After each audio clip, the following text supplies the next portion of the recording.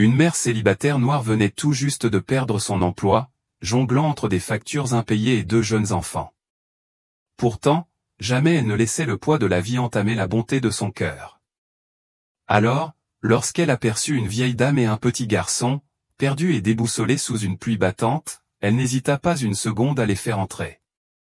Elle leur offrit, avec douceur, de la nourriture, un abri, et des soins. Ce qu'elle ignorait, c'est que ce simple geste de compassion allait transformer à jamais le destin de sa famille. J'adore savoir d'où viennent mes spectateurs. Entrons dans l'histoire. Angélique Caron était assise au bord de sa petite table de cuisine. Ses doigts bougeaient mécaniquement, passant un crochet dans une boucle de fil violet lavande.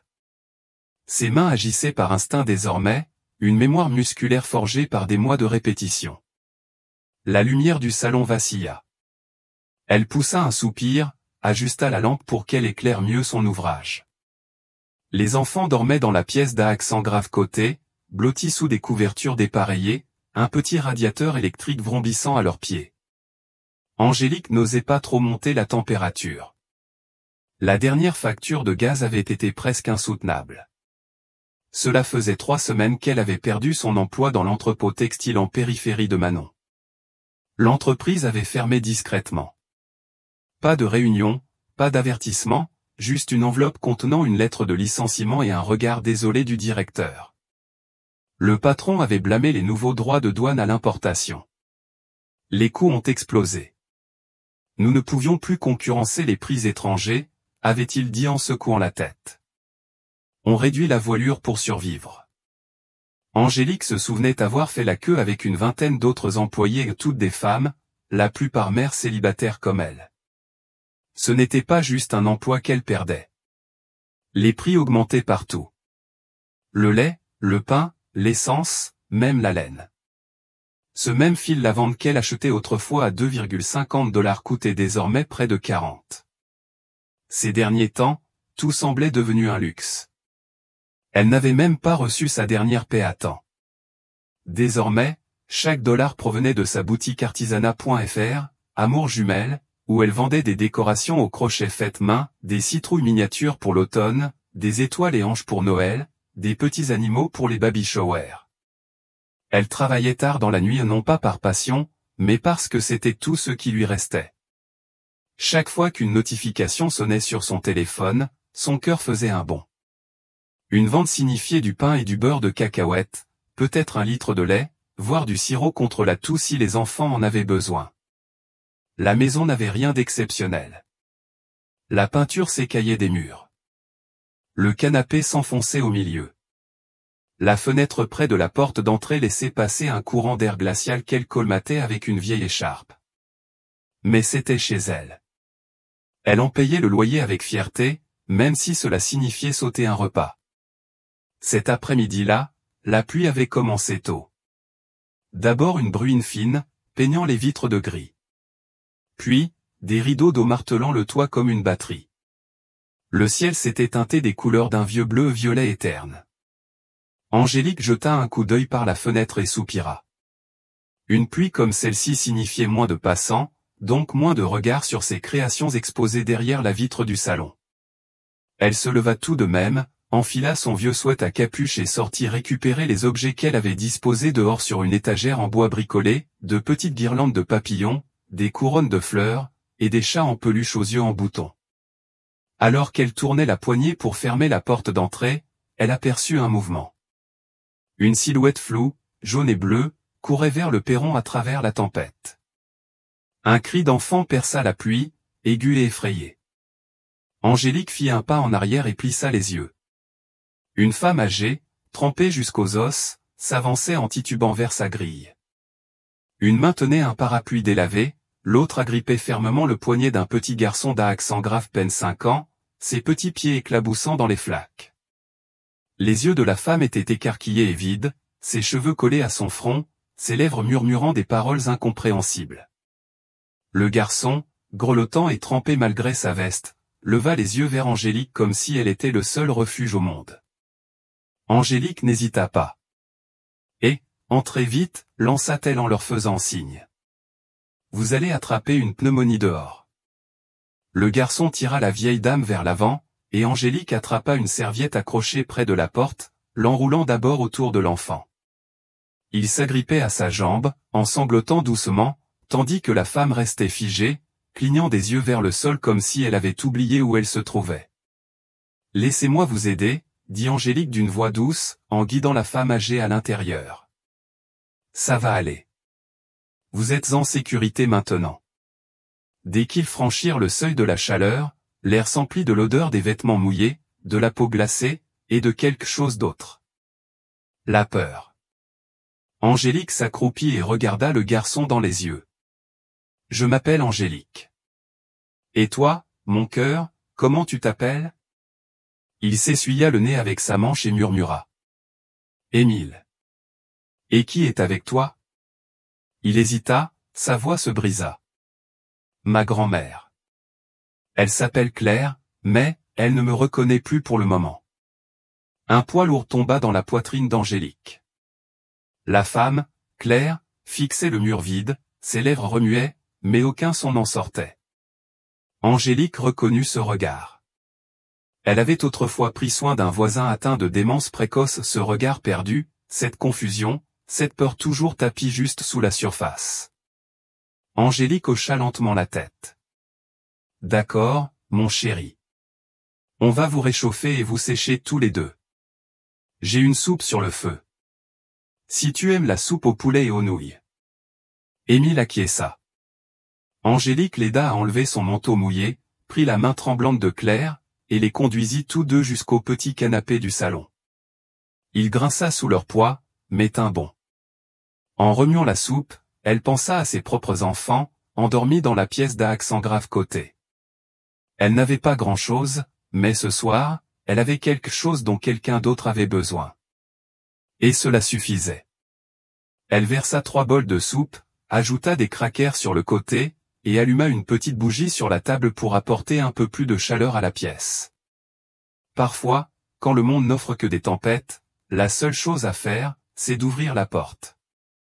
Angélique déposa les bols sur la table basse ébréchée, la petite flamme de la bougie dansant dans l'ombre.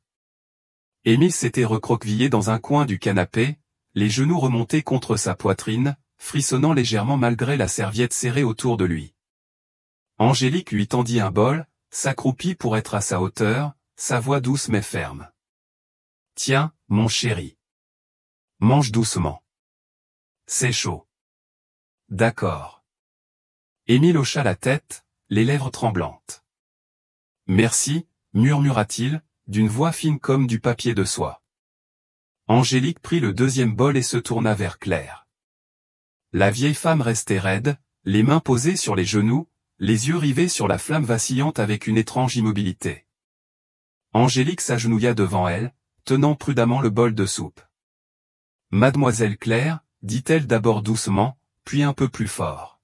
« Je vous ai préparé quelque chose de chaud. » Claire cligna des yeux, puis tourna lentement la tête vers Angélique.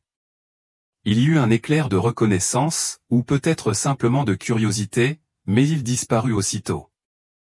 « Je suis désolé, » balbutia Claire, ses mots étirés, lointains. « Je ne sais pas où je suis. » Ce n'est pas le... Sa voix s'éteignit. Son regard passa du mur à la fenêtre, puis à Émile, son front se plissant dans une confusion douloureuse. Puis elle murmura, comme si elle avouait une faute.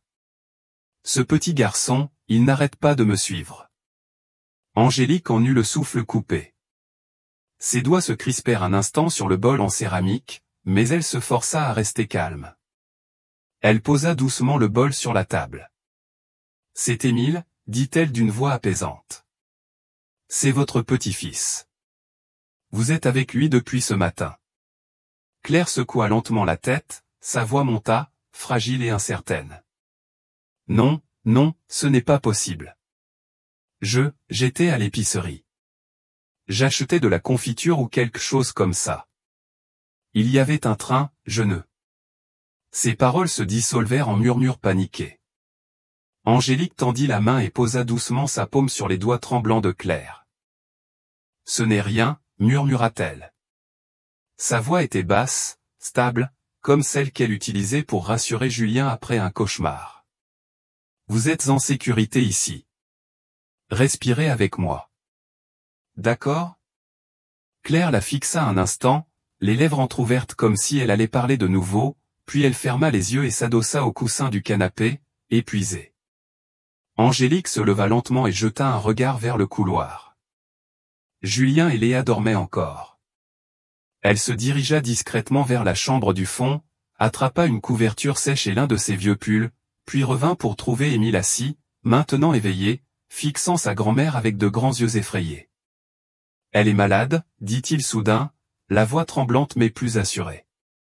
Ce matin, elle allait bien. On est allé au parc. Elle m'a poussé sur la balançoire en riant. Puis on a marché, et elle s'est arrêtée, figée. Elle ne savait plus mon nom. Elle continuait de marcher. Je ne savais pas quoi faire. » Angélique sentit sa gorge se serrer. Elle posa la couverture sur Claire et s'assit à côté d'Émile, l'attirant doucement contre elle. « Tu as bien agi, » murmura-t-elle en caressant ses boucles humides. « Tu es resté avec elle. Tu as été courageux. » Il hocha la tête, mais ses yeux se remplirent de larmes malgré tout.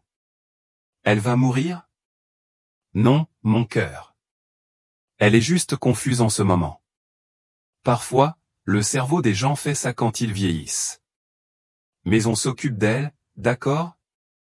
Ensemble. Angélique l'aida à manger encore un peu de soupe, puis lui donna une serviette pour sécher ses cheveux. Elle installa un petit lit de fortune sur le sol avec des oreillers et des couvertures du placard, les mêmes qu'elle utilisait quand les enfants étaient malades et voulaient dormir près d'elle. Claire semblait s'être endormie assise, mais vers minuit, tout commença. Angélique venait à peine de s'assoupir dans le fauteuil quand elle entendit du bruit. Elle ouvrit les yeux et vit Claire debout dans l'obscurité, sa silhouette vacillante près de la porte d'entrée. Angélique se redressa. « Madame Claire ?» Claire ne répondit pas. Elle tendit la main vers la poignée de la porte. Angélique se leva d'un bond, traversa la pièce. « Claire, non, ma chérie. C'est la nuit. Tu dois te reposer. » Claire se retourna, les yeux vides, la main tremblante. « Il m'attend. Près de la boîte aux lettres rouges. »« Il n'y a pas de boîte aux lettres ici, » dit doucement Angélique en posant une main sur son épaule. « Tu es chez moi. Il pleut dehors, tu te souviens ?»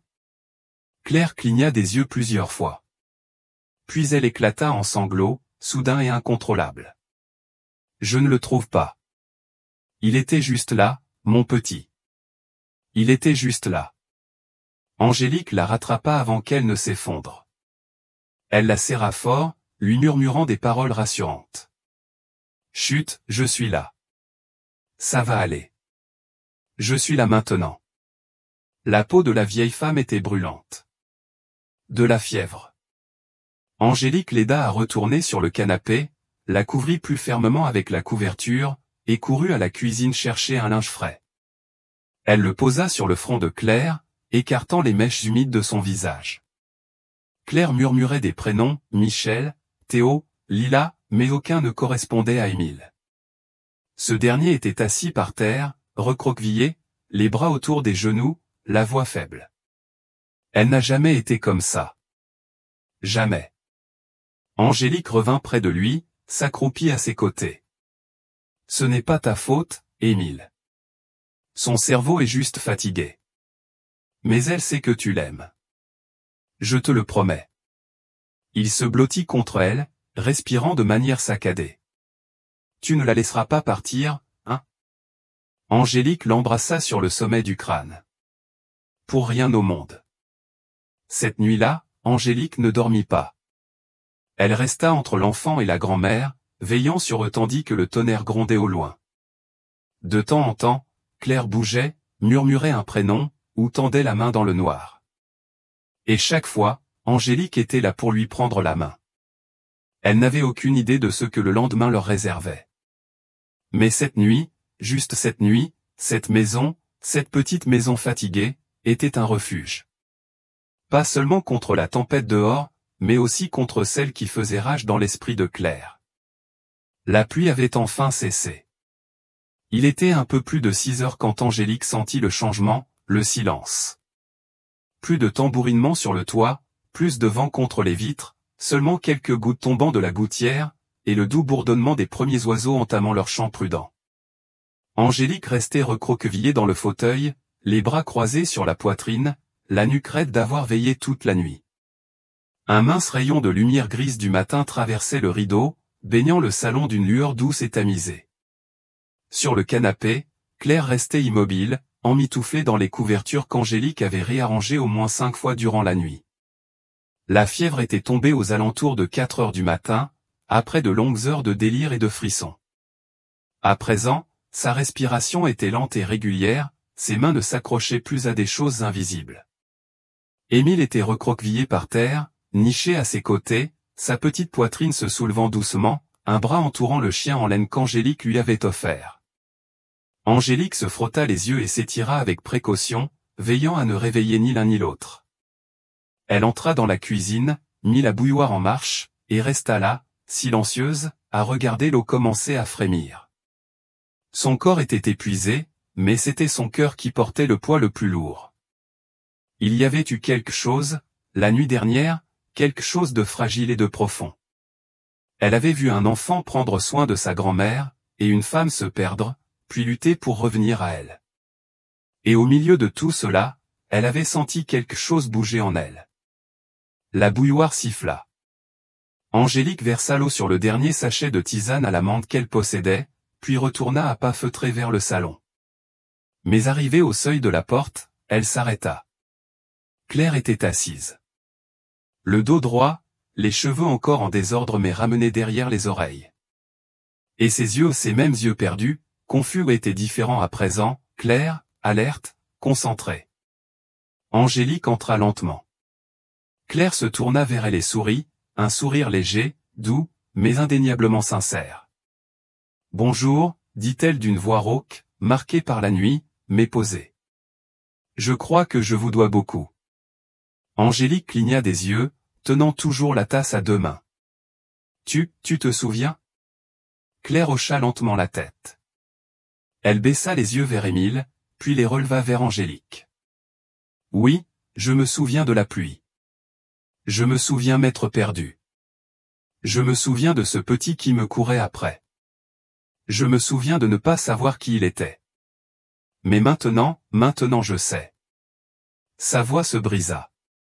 Elle tendit la main et effleura les cheveux d'Émile. Le petit garçon bougea, ouvrit les yeux, d'abord ensommeillé, puis écarquillé de reconnaissance. « Mamie, murmura-t-il. Claire sourit plus largement, les yeux embués de larmes. « Oui, mon chéri. Mamie est là. » Émile se redressa, puis se jeta dans ses bras, l'enlaçant si fort que Claire en manqua de basculer en arrière. Elle rit un rire rauque, surprise et le serra contre elle, une main dans son dos, l'autre caressant ses cheveux comme s'il s'agissait de la chose la plus précieuse au monde. Angélique s'approcha, posa doucement la tasse sur la table basse. Sa voix était calme mais ferme. « Tu avais de la fièvre. Tu étais très désorientée cette nuit. J'étais inquiète. » Claire leva les yeux vers elle, toujours serrant Émile contre elle. « J'ai la maladie d'Alzheimer précoce, dit-elle. » Il n'y avait plus d'hésitation, seulement de la résignation. On me l'a diagnostiqué au printemps dernier. Je me disais que c'était encore tôt, que j'avais du temps, que je saurais quand ça deviendrait grave. Hier devait être une journée simple au parc, quelques heures avec Émile. Mais ensuite, c'était comme si le ciel s'était assombri en moi. Je ne connaissais plus mon nom. Je ne le reconnaissais plus. J'ai juste marché. Angélique s'agenouilla près du canapé, le regard doux. C'est fini maintenant. Tu es en sécurité. Claire secoua lentement la tête, le visage envahi de culpabilité. Je ne l'ai pas dit à mon fils. Je ne voulais pas l'inquiéter. Il est toujours en déplacement, entre 2 avions. Je pensais que si je faisais semblant que tout allait bien, je pourrais le protéger de ça. Mais maintenant, je l'ai effrayé. J'ai fait peur à Émile. Et j'ai fini chez une inconnue, te mettant dans une situation difficile. Angélique haussa légèrement les épaules, un demi-sourire aux lèvres. Tu n'es pas un fardeau. Tu es humaine. Et personne n'arrive chez moi par hasard. Claire cligna des yeux, puis laissa échapper un long soupir. Est-ce que je peux emprunter ton téléphone? Il faut que j'appelle mon fils. Il doit savoir où je suis. Angélique glissa la main dans la poche de son sweat et lui tendit un vieux téléphone Android, fendu dans un coin mais toujours fonctionnel. Les mains de Claire tremblaient alors qu'elle composait le numéro, son pouce hésitant un instant avant d'appuyer sur « Appeler ». La sonnerie retentit une fois, puis une deuxième. Puis une voix répondit, vive, alarmée. « Allô? Maman? Où es-tu? » Claire ferma les yeux, les larmes coulant sur ses joues. « Je suis en sécurité, Jacques. Tout va bien. Je suis désolé. » Angélique s'éloigna, lui laissant un peu d'intimité. Elle se tourna vers la fenêtre et ouvrit les rideaux en grand, laissant la lumière du matin inonder la pièce. Le soleil avait percé les nuages, et la rue à l'extérieur scintillait de flaques d'eau laissées par la pluie. Une demi-heure plus tard, le bruit de pneus sur le bitume mouillé fit lever les yeux d'Angélique vers la fenêtre du salon. Un SUV noir arriva à vive allure et s'arrêta juste devant son portail. Angélique resta plantée à la fenêtre, une main serrant le rideau, l'autre posée légèrement sur le rebord, tandis que le véhicule s'immobilisait brusquement. Sa peinture noire brillante captait les rayons du soleil du matin, encore couverte de perles de pluie. La portière du conducteur s'ouvrit avant même que le moteur ne soit coupé. Un homme grand en descendit, sans doute dans la fin de la trentaine ou début de la quarantaine. Sa chemise était froissée, à moitié sortie du pantalon, une veste de costume jetée sur un bras. Son visage aux traits marqués, ombré d'une barbe naissante et aux yeux en alerte, trahissait une nuit blanche. Dès qu'il aperçut la maison, son pas s'accéléra, presque une course désespérée. Angélique se dirigea vers la porte et l'ouvrit avant qu'il ne frappe. « Vous devez être Jacques, » dit-elle calmement. Son torse se soulevait au rythme de respiration rapide et paniquée. « Oui, halta-t-il. Oui, je suis Jacques Beaumont. Ma mère est ici? Émile aussi? Ils vont bien tous les deux, répondit Angélique, d'une voix ferme mais douce. Entrez. Il faillit trébucher en franchissant le seuil, ses yeux fouillant le petit salon jusqu'à ce qu'il se pose sur le canapé. Claire y était assise, droite, toujours emmitouflée dans une couverture, Émile blotti contre elle. Elle semblait pâle, épuisée, mais ses yeux étaient clairs et un sourire illuminait son visage. « Maman ?» Jacques prononça ce mot comme s'il l'avait retenu pendant des heures. Ses genoux se dérobèrent légèrement, et il tomba à genoux devant elle, prenant ses mains dans les siennes. « Que s'est-il passé? Où es-tu allé? » J'ai appelé la police, tous les hôpitaux dans un rayon de 10 kilomètres. Je croyais que tu... Je sais, dit Claire doucement, posant une main sur sa joue. Je sais, mon chéri. Je suis tellement désolé.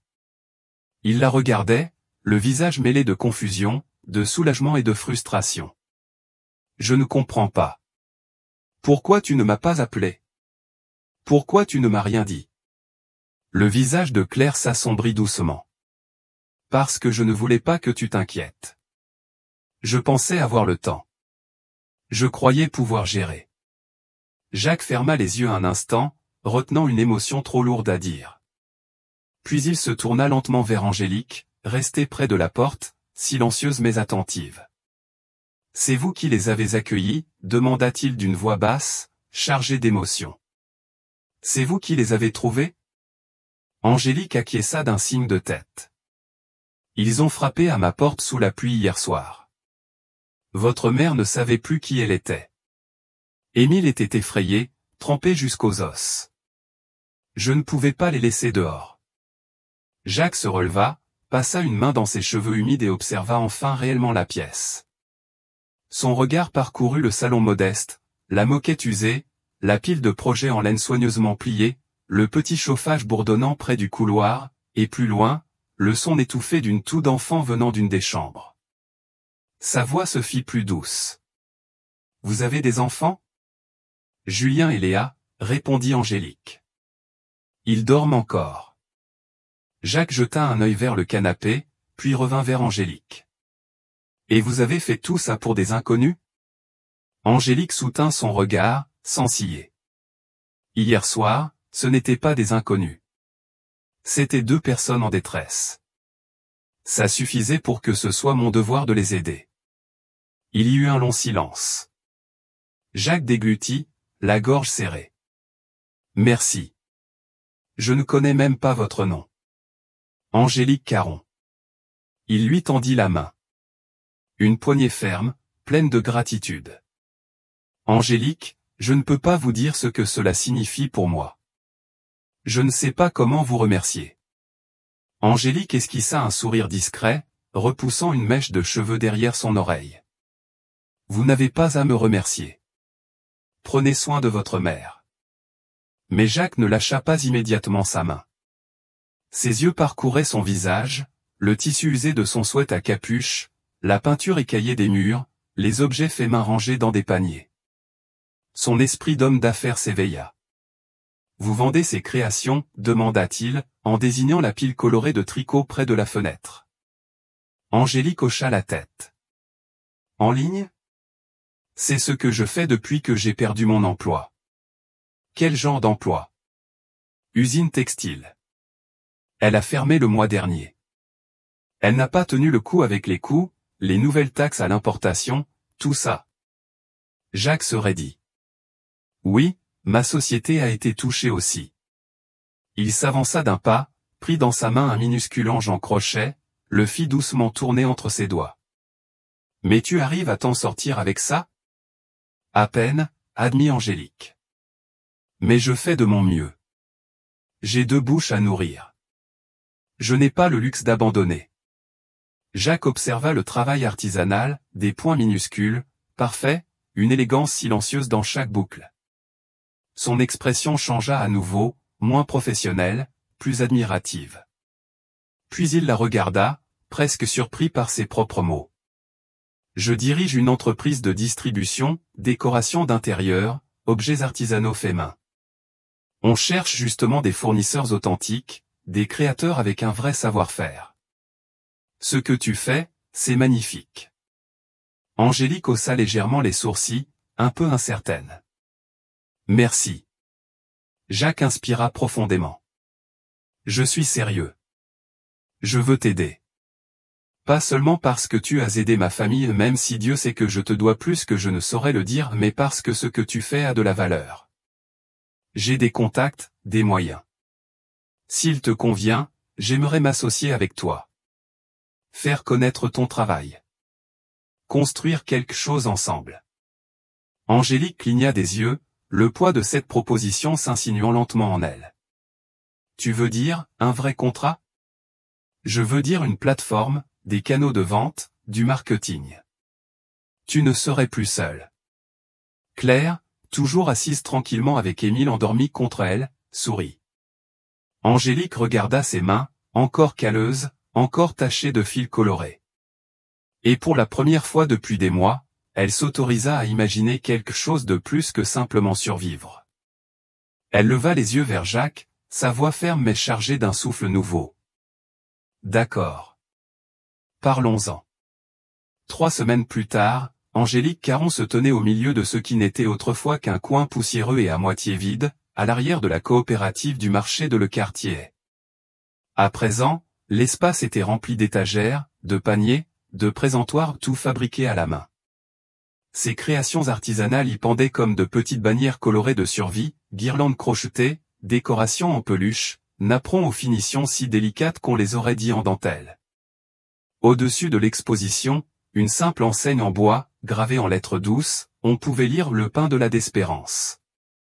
Elle passa la main sur le bord du comptoir, encore en train de s'habituer à l'odeur du bois neuf et de la peinture fraîche. L'endroit avait été transformé en quelques jours. Jacques avait fait venir de l'aide, de vrais entrepreneurs, des designers d'intérieur, même des spécialistes du branding, mais jamais il n'avait tenté de s'imposer.